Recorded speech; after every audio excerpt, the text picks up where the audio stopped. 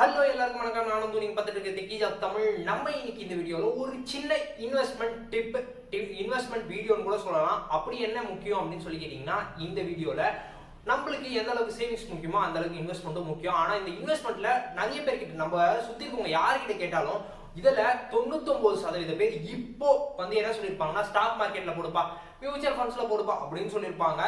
ஆனா நம்மளுக்கு இது ரெண்டுமே தெரியாது. நான் ஒரு பிகினரா இருக்கேன், நான் ஒரு ஸ்டாக் மார்க்கெட் குள்ள எப்படி போறது, நான் ரிசர்ச் கம்மியா தான் பண்ணுவேன்.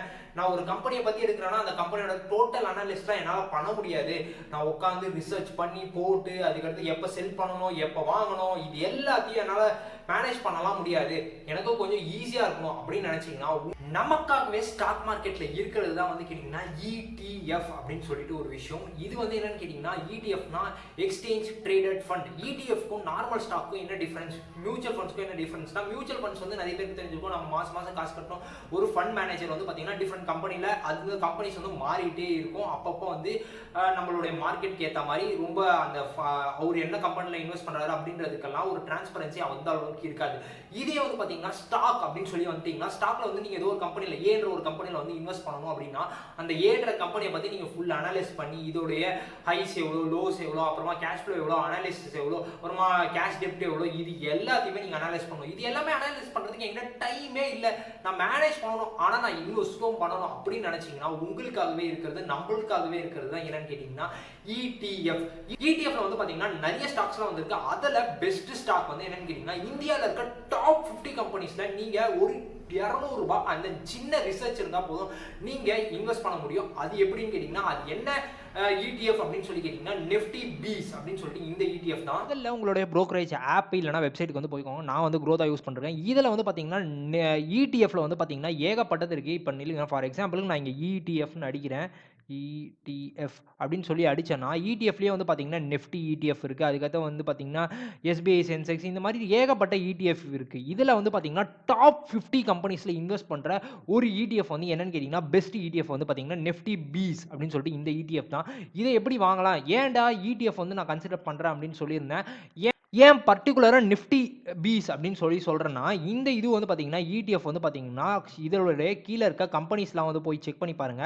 மல்டிபிள் செக்டார்ஸ்ல மல்டிபிள் இதுல இங்க பார்த்தீங்கன்னா பேங்க் செக்டார் இருக்கு, ஐடி செக்டார் இருக்கு, அதுக்கடுத்து பார்த்தீங்கன்னா ஆயில் அண்ட் கேஸ் ஃபியூவல்ஸ் இருக்கு. இந்த மாதிரி நிறைய இதுல இருக்கு, டொபாக்கோ, இந்த மாதிரி பல கம்பெனிஸ்ல அவங்க இன்வெஸ்ட் பண்றாங்க. இந்தியாவில் இருக்க டாப் 50 கம்பெனிஸ்ல இன்வெஸ்ட் பண்றாங்க. நம்ம ஒரு ஷேரை வாங்கணும்னு நினைச்சா கூட இது எல்லாத்துலயுமே பிரியும். அதனால மோஸ்ட் ப்ராபபிலி நிறைய ப்ராஃபிட், ஒரு செக்டார் ஒரு டைம்ல போனாலும் இன்னொரு செக்டார் போகும்போது நம்மளுக்கான ப்ராஃபிட் அந்த இது கிராஜுவலா இதே ரேட்லயே இருக்கும். இன்னைக்கு மார்க்கெட் முடியும் போது நிஃப்டி பீஸோட ஷேரோட வேல்யூ, ஒரு யூனிட்டோட வேல்யூ எவ்வளோ இருக்குன்னு கேட்டிங்கன்னா 194.44 அப்படின்னு சொல்லிட்டு இருக்கு. நீங்கள் மார்க்கெட் ஓப்பன் போது நார்மலாக நீங்கள் எப்படி டெலிவரியில் வாங்குவீங்களோ அதே மாதிரி டெலிவரியிலேயே வாங்குவீங்களா. நிஃப்டிலேயே பார்த்தீங்கன்னா ஐடி ETF, அப்புறமா கோல்டு ETF, இந்த மாதிரி நிறைய இது இருக்குது. இப்போ ஐடினா ஐடி ரிலேட்டடாக மட்டும்தான் அந்த கம்பெனிஸ்லாம் இருக்கும். அதே மாதிரி கோல்டுனா கோல்டு, பேங்க்னா பேங்க் ரிலேட்டடாக இருக்கும். இப்போ உங்ககிட்ட ஒரு 200 ரூபாய் இருக்குன்னா, நான் ஒரு பெஸ்ட் ETF சொல்லணும் அப்படின்னா கண்டிப்பாக நிஃப்டி பீஸ் இந்த ETF தான் சொல்லுவேன். ஏன்னா டாப் 50 கம்பெனிஸில் டிஃப்ரெண்ட் செக்டார்ஸ்லாம் நம்மளால் இன்வெஸ்ட் பண்ண முடியும். எனக்கு ஸ்டாக் மார்க்கெட்டில் சுத்தமாக எனக்கு ஐடியாவே இல்லை. ரிசர்ச்சே நான் கொஞ்சமாக தான் பண்ண போகிறேன். எனக்கு அந்தளவுக்கு டைமே இல்லை. நான் ஆனால் இன்வெஸ்ட் பண்ணணும், இன்வெஸ்ட் பண்ணுறது எதில் பண்ணணும் அப்படின்லாம் நினச்சிட்டிங்கன்னா, உங்களுக்காகவே இருக்கிறது தான் இந்த ETF. அதுலேயும் பார்த்தீங்கன்னா பெஸ்ட்டாக இருக்கிறது பார்த்தீங்கன்னா நிஃப்டி பீஸ் அப்படின்னு சொல்லிட்டு இந்த ETF தான்.